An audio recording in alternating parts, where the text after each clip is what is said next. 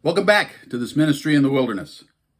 Today in our gospel from Luke, we hear the story of Zacchaeus, a man of means for sure, yet one who can change, as our gospel tells us. Parallels to today's people should be apparent. Nothing new under the sun concerning the behavior of humans. Our hymn today is "Great is Thy Faithfulness." Great is thy faithfulness, O God my Father. There is no shadow of turning with thee. Thou changest not, thy compassions, they fail not. As thou hast been, thou forever will be. Great is thy faithfulness, great is thy faithfulness. Morning by morning, new mercies I see. All I have needed, thy hand hath provided. Great is thy faithfulness, Lord, unto me. Summer and winter, and springtime and harvest, sun, moon, and stars in their courses above, join with all nature in manifold witness to thy great faithfulness, mercy, and love.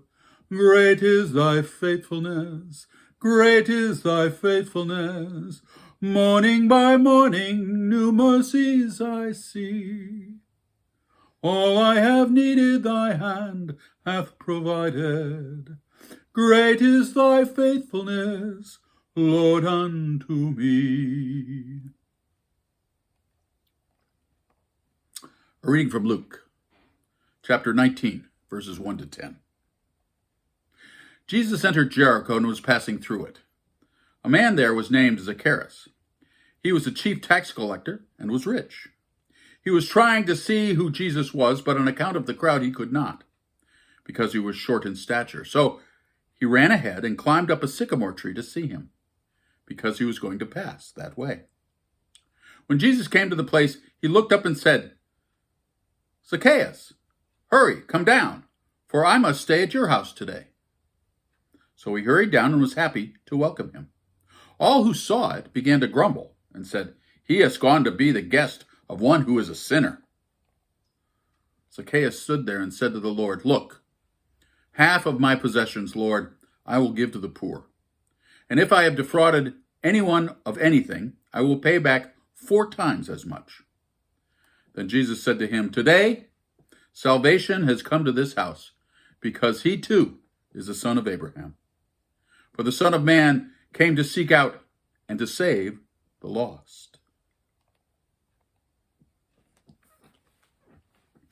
Now, there are many times in the Bible where a wealthy person will say they'll take half of their wealth, half of their kingdom, and do something with it, give it to some person for some thing. And this always seems to be like a tremendous sacrifice. Yet each of these men in the Bible and today have enormous amounts of wealth, more than you and I could possibly imagine. But can we? Imagine Bill Gates or Jeff Bezos or Elon Musk. Now, imagine if they took half of their wealth, say $50 billion, and gave it away. They'd still have $50 billion left, more than they could ever need. Their lifestyles wouldn't change one bit.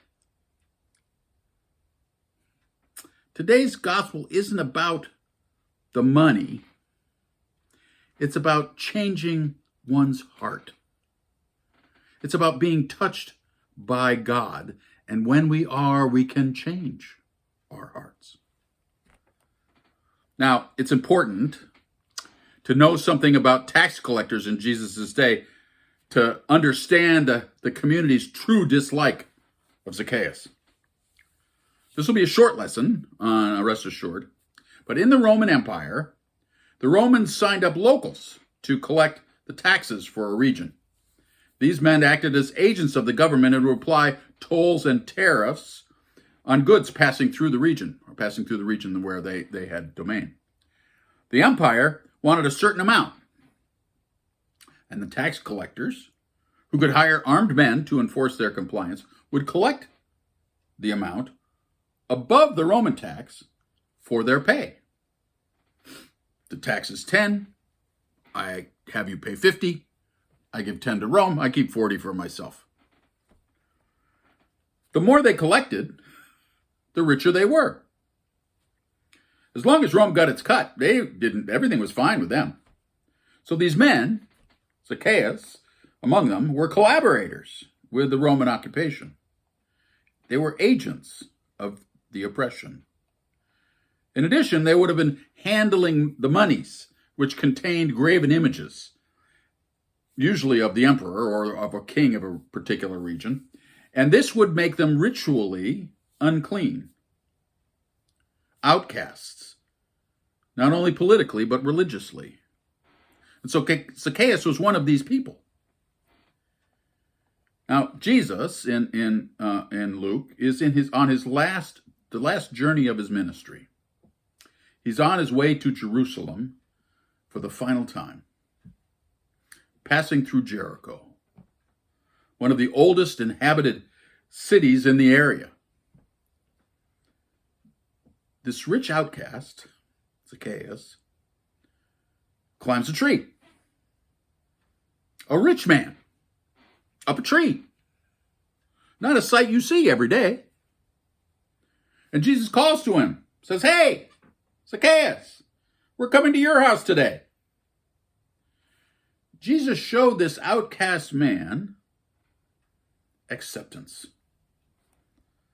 something that would have been in short supply for Zacchaeus.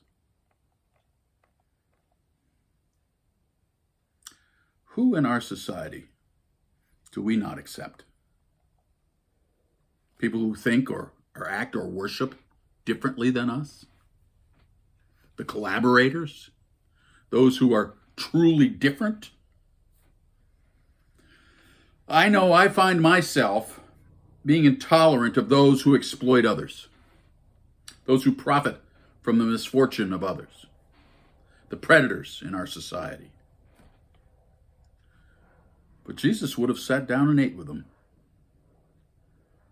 He also, though, would have broken bread with the homeless, the diseased, the addicted, showing that God's compassion is available to all.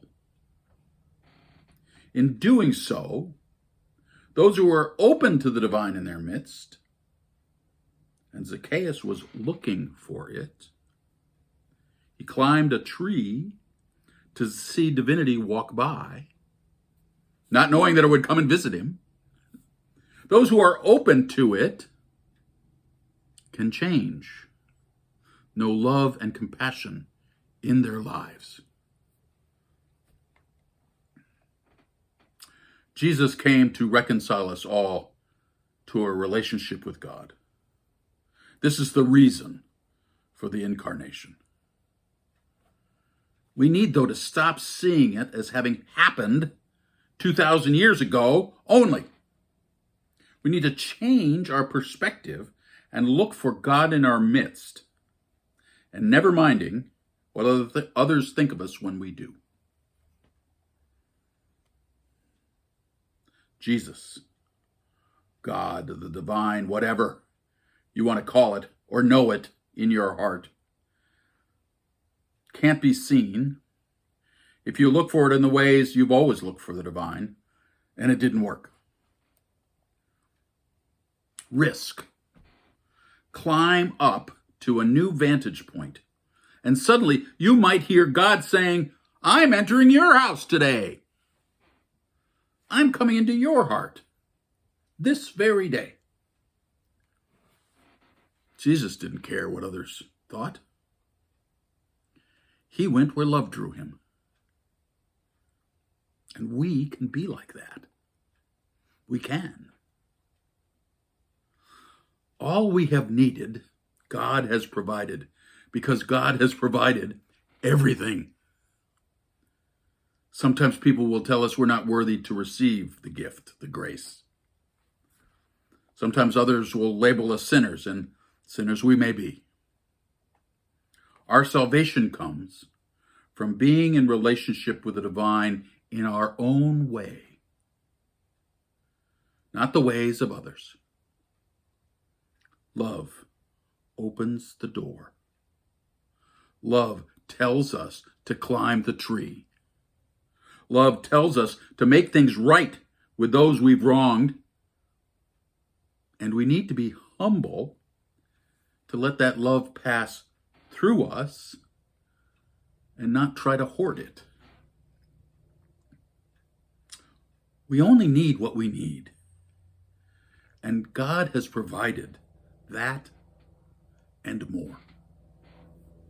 Share your walk. Share it. Share your tree and your vision of Christ in your life. And you are saved. Here. Now. Saved. For salvation means being in relationship with God. Amen. As usual, if you have found this homily beneficial, make sure to like and subscribe by clicking on the subscribe button below. I pray that this endeavor will be meaningful to you and that you will share your journey with others.